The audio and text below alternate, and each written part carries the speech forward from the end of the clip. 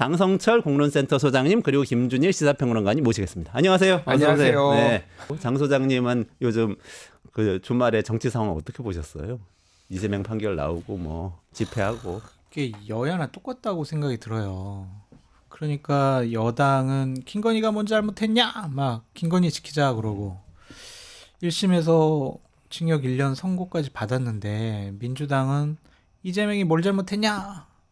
이러고 있고 최민희 의원 같은 경우에는 막 뭐 이재명 공격하고 뭐 당 분열시키면은 당원과 함께 내가 비명계 죽여버릴 거야 막 이런 얘기도 하고 이게 뭐예요 이게?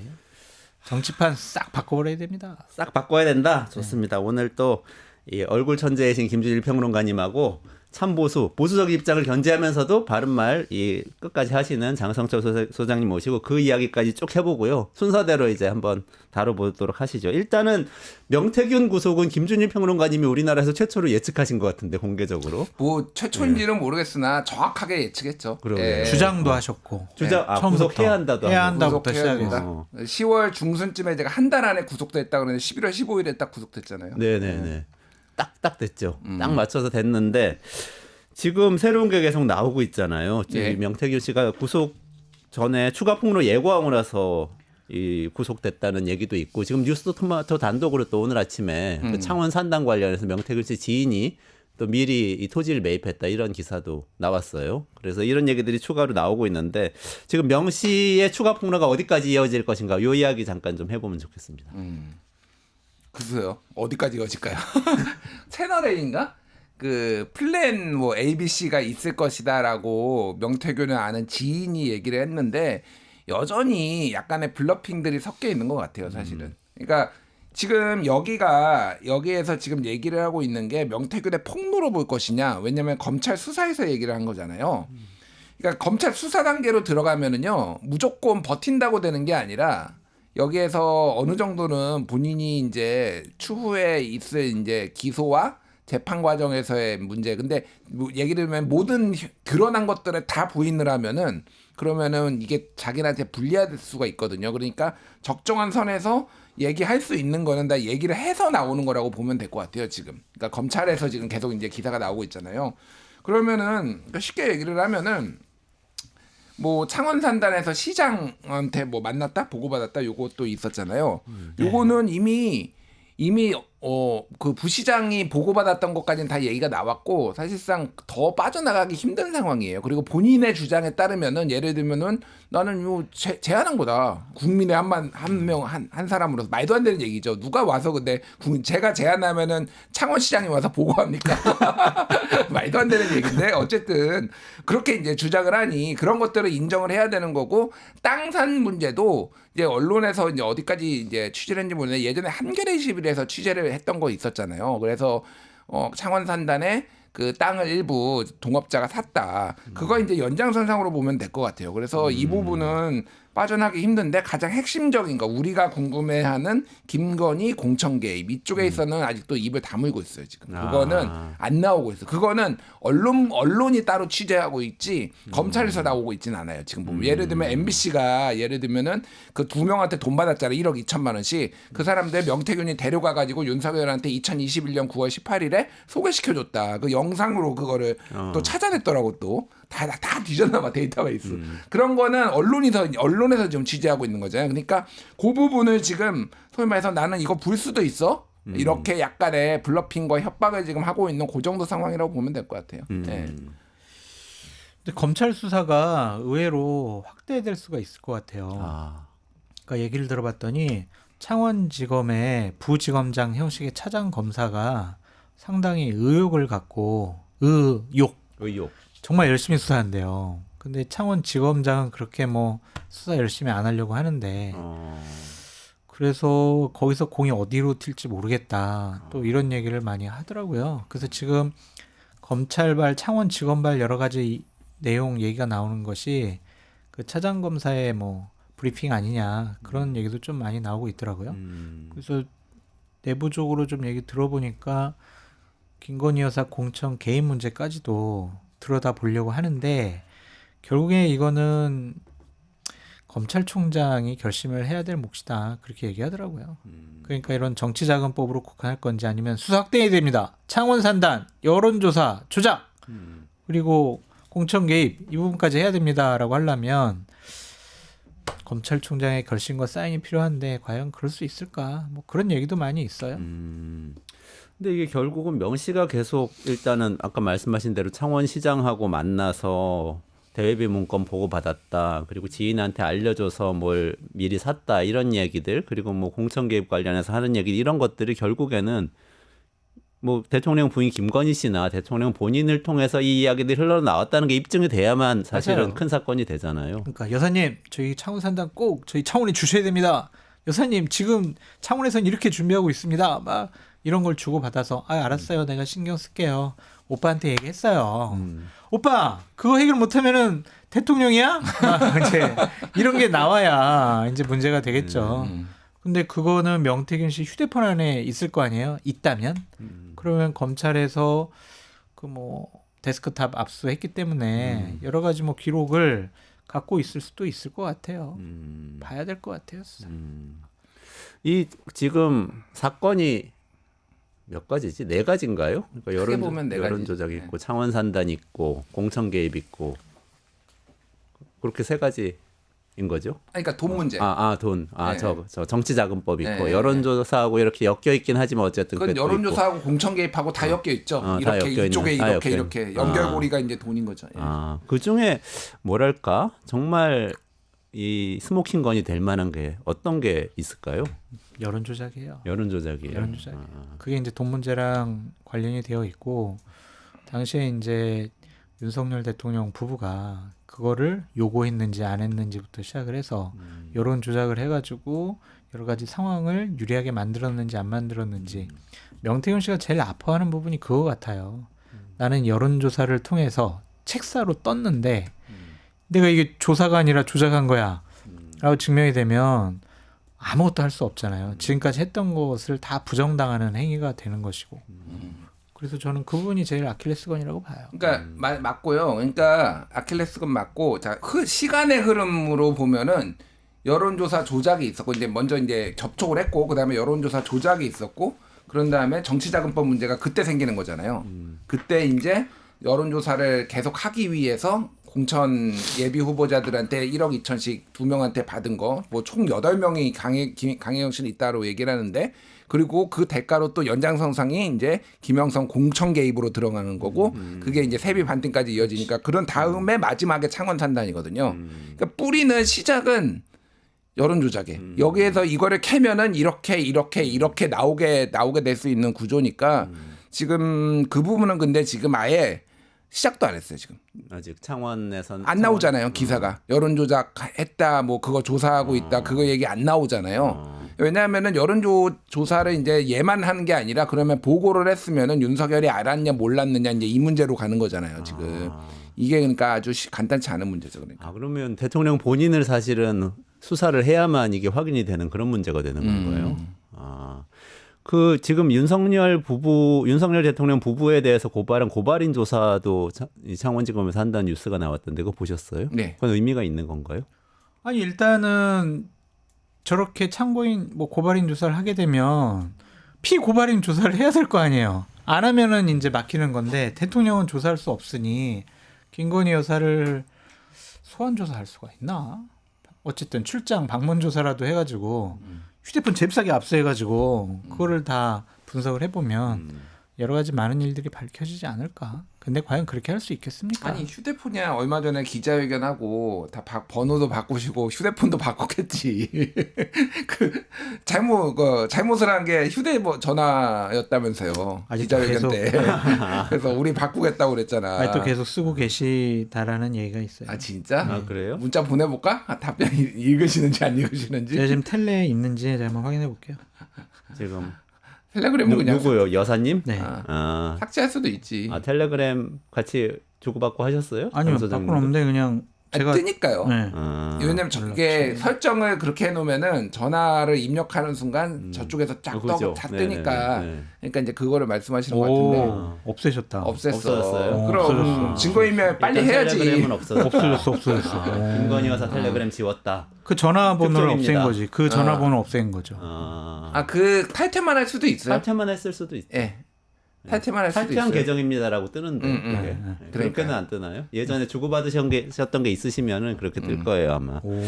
어쨌든 뭐 그 여론 조작 관련해서 지금 검찰에서 바로 시작하고 있지는 않은 상황이고 하지만 그게 가장 중요하기 때문에 그걸 좀 귀추를 주목해야 하고 고발인 조사를 했으니까 피고발인 조사를 해야 하는데 그러면은 할 수 김건희 있겠냐고요. 씨를 근데 예전에 방문 조사한 것처럼 할 수 있지 않아요?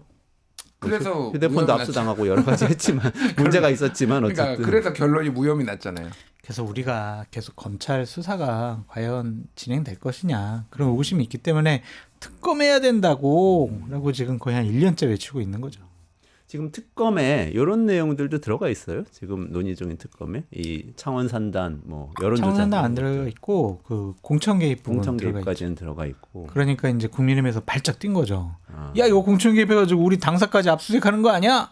의원들 당신들도 무사하지 못해.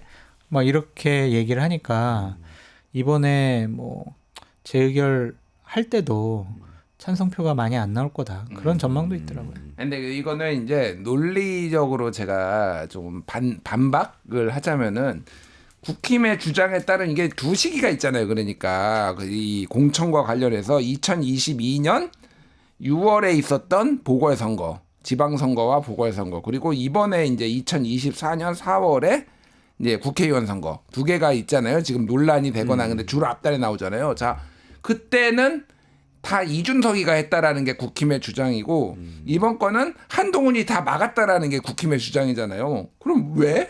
왜 수사를 걱정을 해? 그러네요. 이거는 이준석이가 다 책임져야 된다며. 이거는 국힘의 주장에 따르면은 그리고 이건 이 뒤에 최근 거는 한동훈이 다 김건희 거 다 커트했다며. 그럼 왜 수사를 걱정하냐고. 잘못한 게 없잖아요. 그러면 국힘은 뒤가 구리니까 말은 그렇게 하면서도 이렇게 지금 뭐 수사를 걱정하네 이렇게 나오는 거죠. 그러니까. 잠깐만. 근데 사실 국힘 전체 중에서는 뭐 이렇게 좀 걱정되는 분들이 있을 수 있지만 한동훈 대표는 큰 걱정이 없겠네요. 사실 수사가 진행돼도 제일 자유롭죠. 예, 사실 신났어요, 본인은 지금. 문자 답도 뭐 안 하고 그래서 뭐 이걸 이런 거 가지고 여권을 재편해서 자기 주도권을 확립하려는 생각을 강하게 하고 있는 것 같아요. 되게 머리 많이 아픈가 봐요. 어떻게 해야 될지. 그러면 특검도 받고 이렇게 전향적으로 나갈 수도 있는 거 아니에요? 이재명을 공격해야지. 지금 김건희 공격해야 될 때냐고 지금 국민의힘 지지자들이나 의원들이 얘기하고 있어서 일단은 이번 달까지는 김건희 여사 특검법 관련돼서 또 특별감찰관 추경호 대표 추천 안 되면 왜 추천 안 해? 왜 논의 안 해? 이렇게 손가락질을 못할 것 같아요. 온가족 인간 드루킹 사건만 아니면은 이제 한동훈 대표가 확실하시는 거예요? 아니 그러니까 의혹이잖아. 의혹. 당원 게시판에 당원 게시판에 한동훈 대표 가족들이 아니 장해찬하고 대통령 똑같아. 지금 비난하는 김준일 평론가님. 아니 장해찬이랑 지금 똑같은 입장 아니에요 지금. 그게 무슨 아니라 입장이에요 그게? 장해찬이 이 조어를 만들어냈잖아. 온가족 인간 드루킹, 온가족 드루킹 뭐 이거를 만들어냈는데 인간 말종하고 지금 동급이 되시려고 지금 왜 그러세요? 그게 아니라 현실적으로 리스크가 되고 있는 건 사실이니까. 인간 말종은 장 소장님의 그러니까 주관적인 의견입니다. 한동훈 네. 입장에서는 사실은 되게 좋은 판이었어요. 흐름이 나쁘지 않았어요. 그러니까. 네. 그리고 지금 대통령 지지율도 어쨌든 추가 하락을 막았잖아요. 지난주 갤럽은 살짝 오르기도 하고 추가 하락이 조금 막는 이런 분위기기도 하고 당에서도 어느 정도 이재명 공격하면은 그러니까 외계인하고 싸우면 원래 지구인들다 이게 연합하게 돼 있거든요. 뭐 그런 상황이었는데 하필 이제 온가족 드루킹 사건이 터지면서 이게 의혹이 터지면서 상당히 이제 이것 때문에 지금 꼴이 내린 거야? 뭐 이런 얘기들이 당에서 지금 상당히 나와요. 그래서 이래저래 참 쉽지 않다. 얘기를 들어보니까 그거를 꺼내지도 못하게 한대요. 그 이야기를 한동훈 대표가 그 이야기를 보통 이런 일 있으면 참모들이 저희 대표님 이거 좀 제대로 좀 조사해가지고 아니면은 우리 이현종 논설위원이 얘기한 거예요. 인간말종은 제가 얘기한 게 아니에요. 그 이현종 논설위원이 얘기한 인간말종 장해찬을 우리가 법적으로 문제 삼아야 됩니다. 그래야 되는데 입도 뻥끗 못 한다 그러더라고요. 물어보지도 마. 저기 이번에 당 따는 거 막 이제 거의 이 수준. 아니 근데 뭐 이게 사실 뭐 나라를 운영하는데 그렇게 중요한 일은 아닐 수 중요한 있지만 일은 아닐 수 근데 있는데 어쨌든 당에선 중요하지. 내가 한동훈 대표 가족이라고 생각하고 빙의해서 생각해 보면 화가 좀 날 것 같기는 해요. 어떤 것 같으세요? 저는 진짜 우리 가족이 저렇게 가가지고 폴더 인사하고 와가지고 근데 그게 확대되면은 여론 조작이 될 수가 있는 거고 당의 업무를 방해한 업무 방해는 될 수 있는 거죠. 법적으로 문제가 될 수 있겠죠. 그러니까 아니 우리 가족 4-5명이 이거 하는 거 뭐가 문제야? 그건 인지상정이고 법적인 문제 그리고 지금까지의 국민의힘의 입장을 보면은 트루킹 나쁘다고 그랬잖아요. 킹크랩 사용하고 막 이런 것들. 근데 자기 자신들이 그 4-5분의 계정을 다 따로따로 관리를 누가 했는지 아니면 각자 관리했는지 모르겠지만 그게 사실이라면 좀 문제가 될 수밖에 그러니까 없죠. 4-5명이 당 게시판을 도배를 했다 이거죠. 고배 정도는 아니고요. 그냥 의견을 계속 올렸다. 의견을 계속 윤석열 올렸다. 왜 비판하냐. 760개 정도 돼요. 한 반년 조금 안 되는 기간에. 그러니까 이게 이제 세 가지 가능성이 있는 거예요. 갑자기 이제 이 얘기가 나왔는데 어차피 매조지는 짚고 가죠. 하나는 명의 도용 가능성. 첫 번째가. 두 번째가 이 사람들이 직접 했을 가능성. 한동훈 부인, 한동훈 장모, 장인, 어머니 이 사람들이 직접 했을 가능성, 명의 도용 가능성. 세 번째는 여론 뭐 조작 가능성. 그러니까 이 사람들의 이 아이디어를 받아가지고 누군가가 한 거죠. 그러니까 이거는 의뢰예요. 이거 세 번째 저는 세 번째가 제일 가능성이 크다고 봐요. 왜 그러냐면은 직접 했을 가능성은 없어요. 제가 보기엔 80 먹으신 분들이 장인 장모하고 그 뭐 사돈. 자, 이거 글 올리셨으니까 제가 받아가지고 또 올리겠습니다. 이거 올리고 바로 뜨거든요. 이게 왜 이런 일이 발생했냐면은 9월 달에 하도 당 게시판이 어지러우니까 3개로 하루에 한 사람이 쓸 수 있는 거 3개로 막아버려요. 그러니까 그 전에는 이 사람들까지 다 필요 없었는데 그때부터 이 사람들이 등장을 합니다. 장인, 장모, 어머니가. 그러니까 그러면은 그리고 장모가 쓰고 엄마가 쓰는 거야. 바로.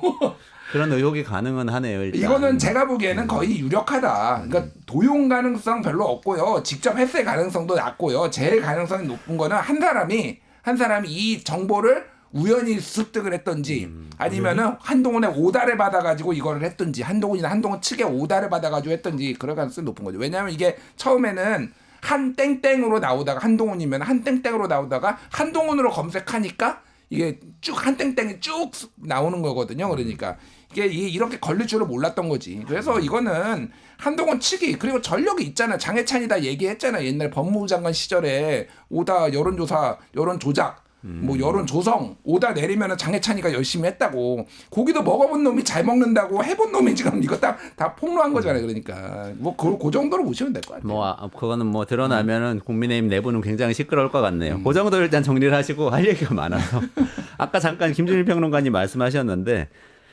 이준석 의원 이야기인데 이준석 의원이 계속 폭로를 이어가고 있잖아요. 이 이야기 좀 정리를 해주시면 좋을 것 같아요. 이준석 의원은 왜 폭로를 하고 있으며 그리고 명태균 씨는 또 이준석 의원을 거의 뭐 주적인 것처럼 지금 얘기를 하는 것 같아요. 뭐 저는 짧게 얘기하고 우리 장성철 소장님이 또 잘하시니까. 제가요? 자, 그러니까 이준석의 명태균화 내가 이제 이거의 어떤 현상적인 모습을 이준석의 명태균화라고 한 거는 이준석이 나 건드리면 다 폭로할 거야 이렇게 이제 나온 건데 이준석 대표는 뭐라고 해야 될까요? 피해의식이 굉장히 강한 피해의식이 아니라 실제 어마무시하게 많은 이런저런 공격들을 지금까지 당해 왔잖아요. 그건 사실이죠. 예를 들면은 뭐 성상납 뭐 김성진 아이카이스트 그때부터 해가지고 그때 변호사가 김성진 아이카이스트 대표의 변호사가 김수현이었거든요. 그래가지고 이렇게 그거 윤리위에 넘기네 그래가지고 당대표 결국은 날아가는 그 수순까지 갔지. 뭐 여러 가지 그리고 예전에 우크라이나 갔는데 그것도 정진석 뭐 장제원 등등 해가지고 당대표가 왜 가냐 그러면서 막 공격 들어왔지.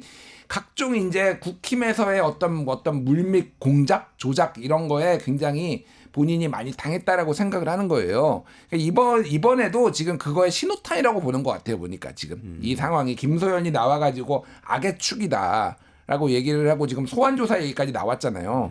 그러니까 조사 받고 이렇게 당해본 사람 입장에서는 상당히 위축될 수밖에 없다. 제가 보기에는 그런 상황이라서 이제 폭로전으로 가겠다. 나 건드리면 가만 안 두겠다라는 건데 일단 정치인으로서 명태균하고 이 뭐 동급이 그러니까 비슷한 스탠스로 가는 게 맞나? 알면은 안다고 내가 아는 거를 얘기하는 게 맞고 그게 이제 책임 있는 정치인이지.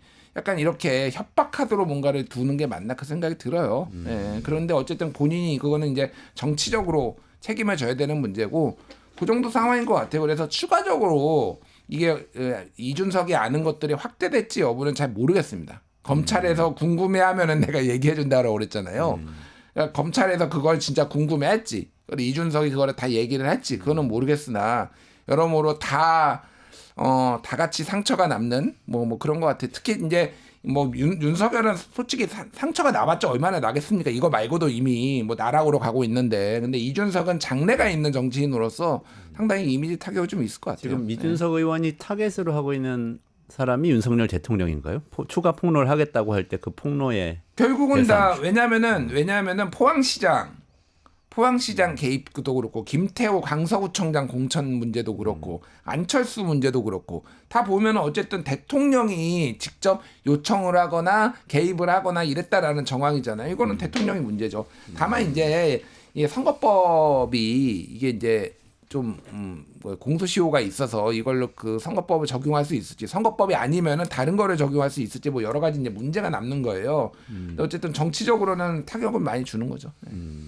지금까지는 방어 수준의 모습인 것 같은데 본인이 공개적으로 적극적으로 언론을 향해서 공개할 것 같지는 않습니다. 그냥 검찰 참고인 조사가 만약 있게 되면은 그때 가서 뭐 이런 일 저런 일 있었어요라고 얘기할 것 같아요.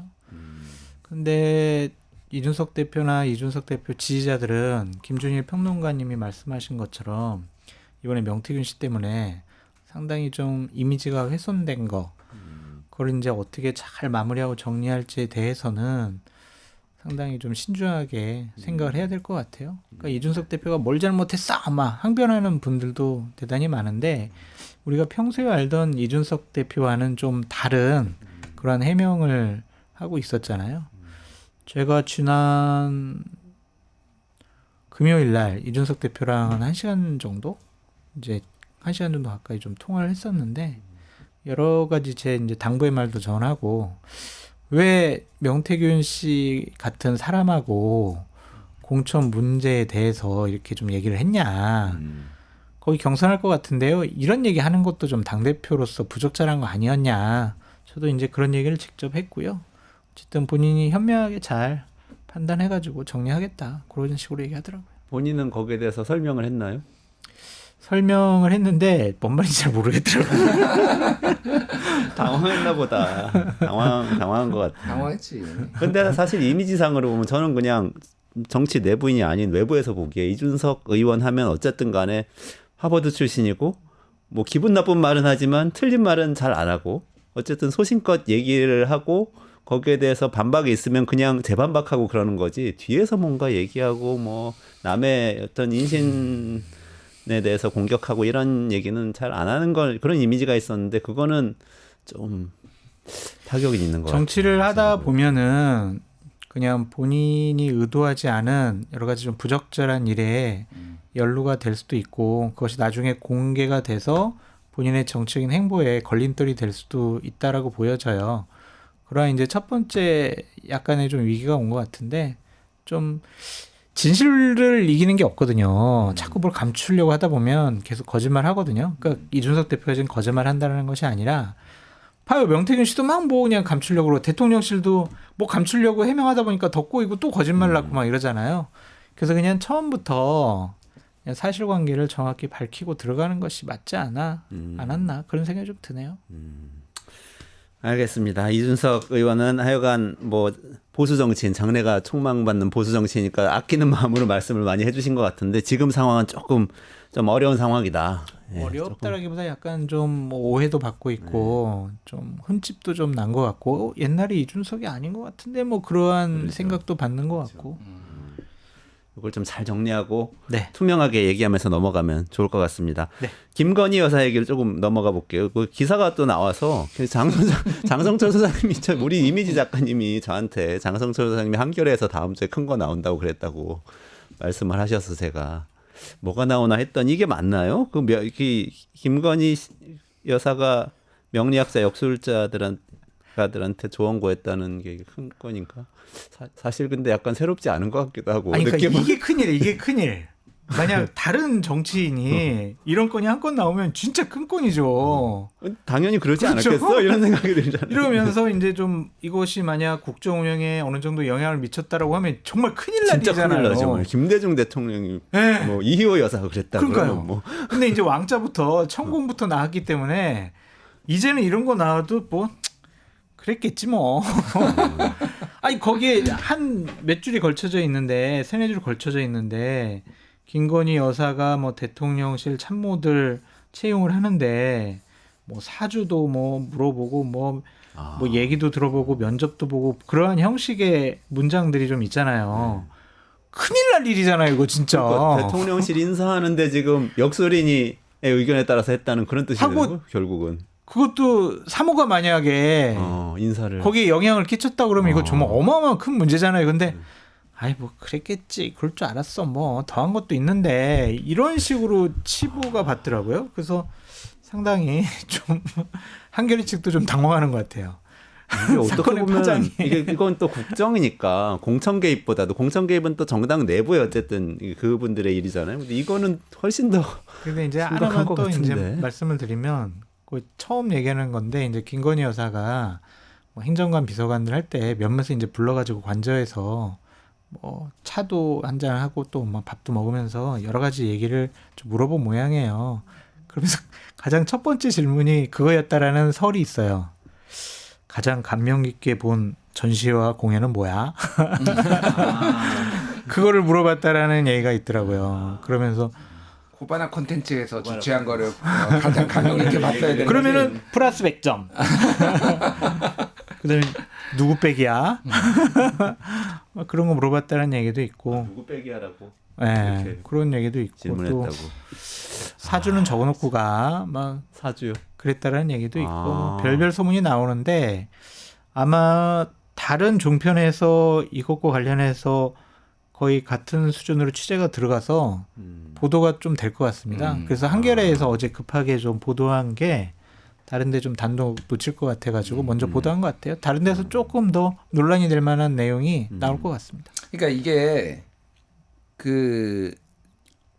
좀 설리겠어요. 그러니까 설리겠어요. 사실 제목이 이거잖아요. 김건희가 명리학자한테 저 감옥 가요. 첫 만남에 자택서 사주 불이 이게 했다라는 거잖아요. 그러니까 이 역술인이 그러니까 김건희가 이렇게 나 감옥 가는지도 물어보고 물어봤다라는 건데 여기에 언뜻 냄새만 풍겨났어요. 근데 국정을 함에 있어서 다 사주로 했다라는 거예요. 그러니까 쉽게 얘기를 하면은 행정관들 처음에 청와대 꾸릴 때 용산 대통령실 꾸릴 때 청와대 그러니까 그 행정관 비서관들 사주를 다 받아가지고 이 사람이 우리랑 맞는지 안 맞는지 봤다라는 거예요. 그러니까 여기에 그런 얘기를 전원으로만 해놨는데 아마 그거 다른 종편에서 취재하고 있을 거고 말이 되나요 그게?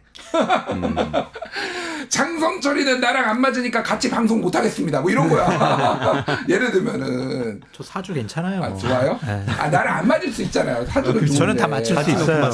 저 버리지 마세요. 그러니까 예를 들면 그런 거예요. 그러니까 모든 거를 다 사주로 해가지고 했다라는 거거든요. 제가 보기엔 이거 심각하다. 그러니까 엘리자베스 여왕 뭐 명태균 뭐 이런 것도 있었잖아요. 그러니까 조문을 가지 말아야 된다라고 온 거고 청와대 들어가면 돼진다 뭐 이렇게 해가지고 있었잖아요. 이거보다도 제가 보기엔 더 중요한 문제가 지금 될 수 있어요. 사실은 이게 굉장히 심각한 문제예요. 그러니까. 근데 이게 지금 우리가 너무 지금 눈높이가 낮아졌어. 김건희 윤석열에 대해서는 너무 눈높이가 낮아서 너무 관대해졌어. 이러면 안 돼. 내가 보기엔 진짜. 근데 이거는 공식적으로 문제가 되나요, 안 되나요? 예를 들어서 인사 과정에서 그 사람 사주를 받아서 역술인한테 물어봐서 이 여사님이 대통령에게 의견을 얘기해서 그 사람을 채용하거나 안 하거나 결정을 했다. 이게 만약 국정 밝혀진다면. 개입이고 국정농단이죠. 그렇지. 국정농단. 연설문 국정농단이죠. 고쳤다고 지금 그 난리가 났는데. 맞아요. 박근혜 대통령은 연설문 고쳤어요. 사람 뽑는데 이거를 김건희가 사주 봐가지고 뽑는 게 이게 정상적인 나라입니까 이게? 미친 나라예요. 제가 보기엔 진짜로 이거 관대해지면 안 돼요 우리가. 국정농단. 근데 예를 들면 이제 대통령 취임하고 한 4개월 만에 100여 명이 이제 나갔잖아요. 잘렸잖아요. 네. 그런데 만약 이제 그때 100명, 그러니까 대통령실 직원들이 한 5, 600명 되니까 그 사주 5, 600명 다 보려면은 한 몇 개월 걸릴 거 아니에요. 그래서 한 4개월 돼가지고 쭉 정리한 거 다 받아본 거지. 그래서 안 맞는다고 하는 사람 100명 다 내보내.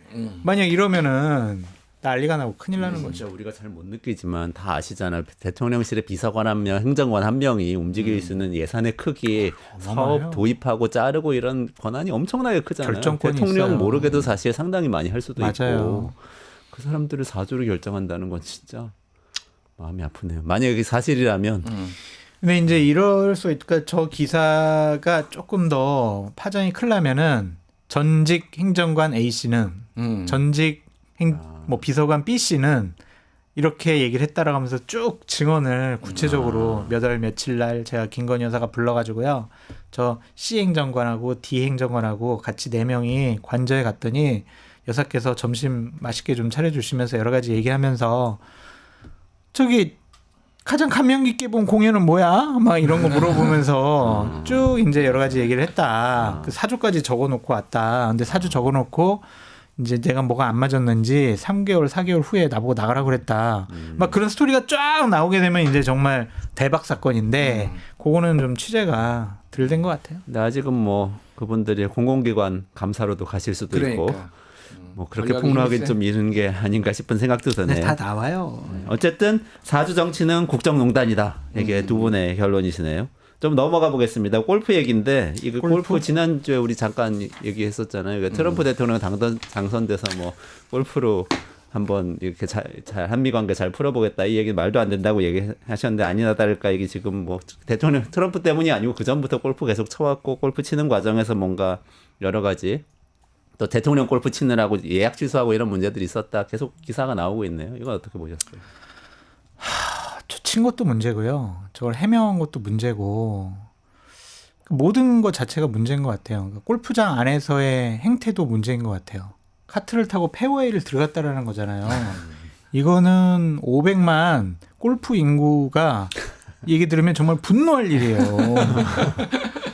분노의 지점이 좀 다른 것 같아. 조금 일반인하고 치는 내 다르네. 입장에서 골프인의 입장에서는 뭐 4인용, 5인용 카트거든. 5인용 카트가 무거운데, 페어웨이 그거. 들어가면 그냥 타이지. 페어웨이가 이제 툭 꺼져. 아, 그러면 라이가 이게 바뀌기 때문에 이거는 골프인으로서는 정말 화가 날 일이거든요. 잔디도 훼손당하죠. 그거는. 아니 잔디 밟으면서 골프 치려고 그랬는데 잔디도 죽어 있고 거기도 막 움푹 패여 있어. 왜? 대통령이 거기 카트 끌고 들어갔대. 농담처럼 얘기했지만 저건 사람들 눈치를 안 보는 거예요. 다른 사람 배려 안 하는 거예요. 아나무인이에요. 내가 대통령인데 군 골프장에서 내 맘대로 카트 들어가고 페어웨이 들어가고 이거 뭐가 문제야. 이게 국정 운영에도 나타나는 거예요. 대통령 지지율 낮아졌잖아요. 국민들은 경고 사인 계속 보내잖아요. 근데 뭐 나 임기 보장됐는데 내가 뭔 상관이야. 이런 거잖아요.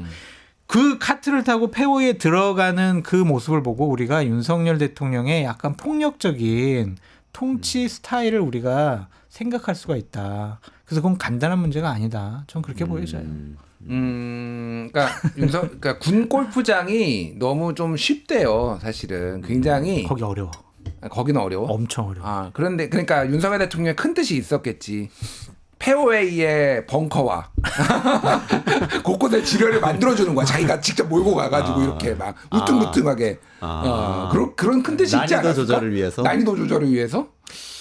근데 외국 같은 경우에는 카트가 들어가긴 들어가는데 2인용 카트예요. 맞아. 그래서 한 명이 타거나 뭐 뒤에 캐디분 있거나 이 정도 가지고 갔다가 이렇게 빠지거든요. 근데 이거는 페어웨이를 휘젓고 다녔으면 공이 딱 쳤어. 절로 갔어. 절로 또 막 가.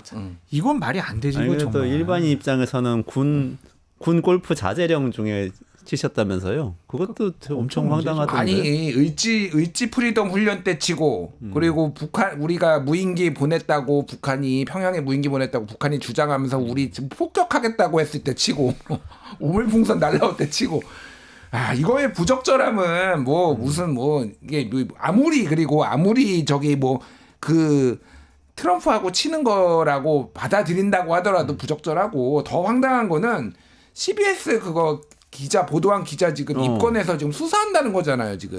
그건 뭐예요? 미쳤어요. 언론의 자유가 없는 나라예요 우리나라는. 다 잡혀갑니다 여기. 저는 잘못이 없고요. 잡아가려면은 이제 진행자부터 잡아가십시오. 아니 저 PD님부터. 저희 작가님이 다 시켜서 한 거예요. 아, 저는 아무것도 모릅니다. 아니 근데 그 입건한 그 죄목이 뭐죠? 그 명목이 뭔가요? 그 어떤 제한 구역에 들어가서 뭐 취재를 했다 이런 거였나요? 거기가 그런데 침탈 뭐 이런 건가? 그 뭐 거주지 침입인가 뭐 그런 거였어요 하여간. 그런데 단풍 찍으려고 다 일반인도 들어갔다라는 거예요. 그러니까 다 찍고 있는데 단풍 찍으면은 무죄, 윤석열 찍으면 유죄 이렇게 되는 거죠. 입건 자체가. 그리고 누가 경호처에서는 계속 경호실에서는 누가 이거 제보했냐.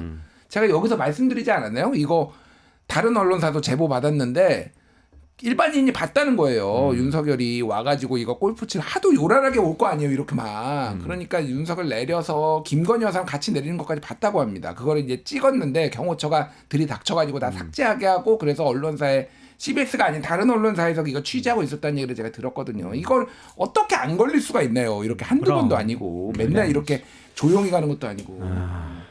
참 그렇군요. 대단한 정권이다 진짜. 아, 요건 좀 정신 좀 차리시면 좋겠습니다. 맞습니다. 마지막으로 요거 하나는 얘기하고 넘어가야 되겠네요. 이재명 대표 1심 판결 이야기인데, 예. 시간이 조금 오버했지만 조금만 얘기해 주세요. 그래서 결국은 제가 그냥 지금까지 사람들하고 얘기를 나눠보면, 오케이. 이재명 대표 유죄다. 보수적인 분들 중심으로 특히 이렇게 많이들 생각하시고 잘 판결 잘했다. 이런 분들도 많아요. 근데 중도에서는 그런 거 같긴 한데, 사실 선거 누구하고 했지? 윤석열 대통령하고 했는데 윤석열 대통령에 비해서 더 많이 거짓말을 한 건가? 뭐 이런 생각을 하면서 이게 선거법이기 때문에 그런 생각하는 분들이 있고 민주당 지지자들은 무죄이고 이건 정치 판결이라고 생각하는 분들이 많은 것 같고 두 분 어떻게 보셨습니까? 짧게 말씀드릴게요. 어떻게 무죄예요? 무죄 추정의 원칙이 있는 거지. 1심에서는 징역 1년 집행유예 2년 나왔잖아요. 유죄잖아요. 그런데 자꾸 무죄를 주장을 하고 정치 판사들 때려부수자 이런 식으로 민주당과 지지자분들이 나오는 것은 대한민국의 시스템을 망가뜨리려는 행위다. 윤석열 정권과 그럼 뭐가 다르냐. 김건희 여사 보호하려고 검찰, 권익위, 인권위 다 망가뜨렸잖아요. 이게 뭐예요? 국회가 가진 막강한 권력을 이재명 당대표 보호하려고 무죄 주장하려고 이용하는 거 아니냐. 그렇다고 그거에 영향을 받고 압박을 받을 사법부는 아닌 것 같다. 그런 행동 자체가 오히려 더 이재명 대표의 위험도를 더 높이는 거 아니냐. 그런 생각이 들어서 자꾸 사법부를 압박하는 또 무죄를 강하게 주장하는 그런 행위를 좀 자제하시는 것이 어떨까라는 생각이 듭니다.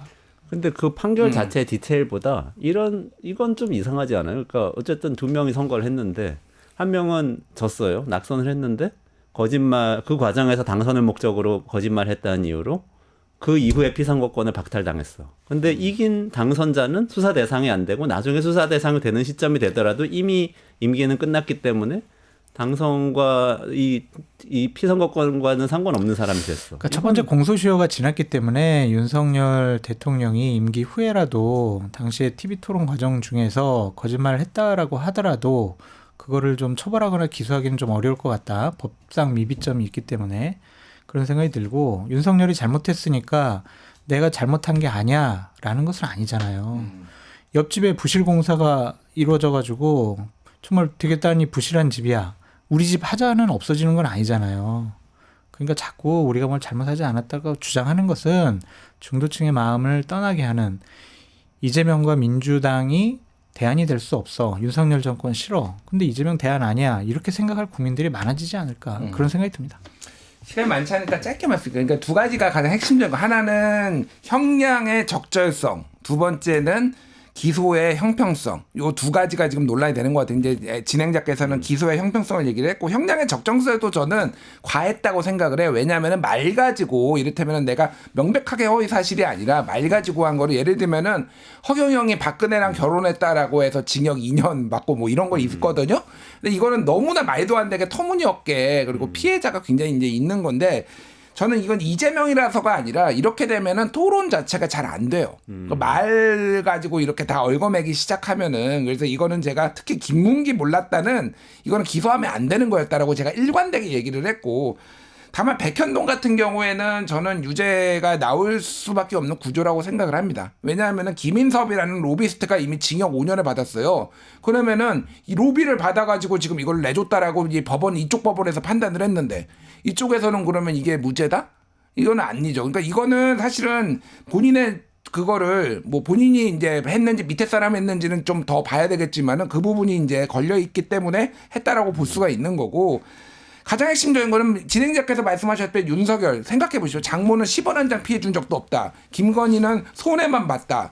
그리고 뭐 김만배 알지도 못했다. 그런데 누나가 동생이 그 집거래하고 이거 다 거짓말이야. 다 거짓말. 다 기소해야 돼요. 그러니까 이 형평성 문제에 사람들이 분노를 느끼실 텐데 이거를 말씀드릴게요. 그러니까 윤석열의 폭정이 이재명 무죄의 근거가 될 수는 없고 그럼요. 이재명의 유죄가 윤석열 불수사의 면죄부가 될 수는 없습니다. 저는 수사해야 돼요. 사실은 이재명 대표가 좀 고민을 하셔야 되겠다. 사직생 생직사의 고민이 좀 필요한 상황인 것 같아요. 그러니까 이게 꼼짝도 못합니다. 이재명계 제가 적대적 동생 관계라고 얘기를 하는데 차라리 이재명 대표가 정의를 실현하기 위해서라도 당대표직을 내려놓고 더 그러면은 윤석열 일가 윤석열 김건희의 이 사람들을 법정에 세우는데 더 도움이 되지 않을까 좀 그 생각도 합니다. 사실 이재명하고는 아무런 제가 지금 감정이 현직에 없고요. 있더라도 수사를 해야 한다. 수사는 할 수 있는 거죠. 기소를 아니, 못 하는 거지. 그러니까, 현직 대통령에 대해서. 아니 그럼요. 그건 할 수. 제가 말하는 건 뭐냐면은 지금 안 움직인다라는 거예요. 사람들이 이재명의 지금 이 사법 리스크 때문에 안 움직이는 건 현실이에요. 그러니까 제가 말씀드리는 거는 당 대표직을 차라리 내려놓으시고 이 이재명을 구하는데 민주당이 올인을 하지 말고 윤석열, 김건희를 법정에 세우는데 최선을 다해라. 차라리 그러면은 오히려 기회가 올 수도 있다. 지금 같은 방식으로 무죄다라고 주장을 한다고 장외에서 판사는 더 빡칠 거려 그러면 제가 보기에는. 네. 좋습니다. 오늘 여기까지 진행을 해야 될 것 같고 김준일 대표님, 평론가님 마지막 말씀 참 좋았고요. 오늘 같이 출연해 주신 장성철 소장님, 김준일 평론가님 여기서 인사드리고 고맙습니다. 감사합니다.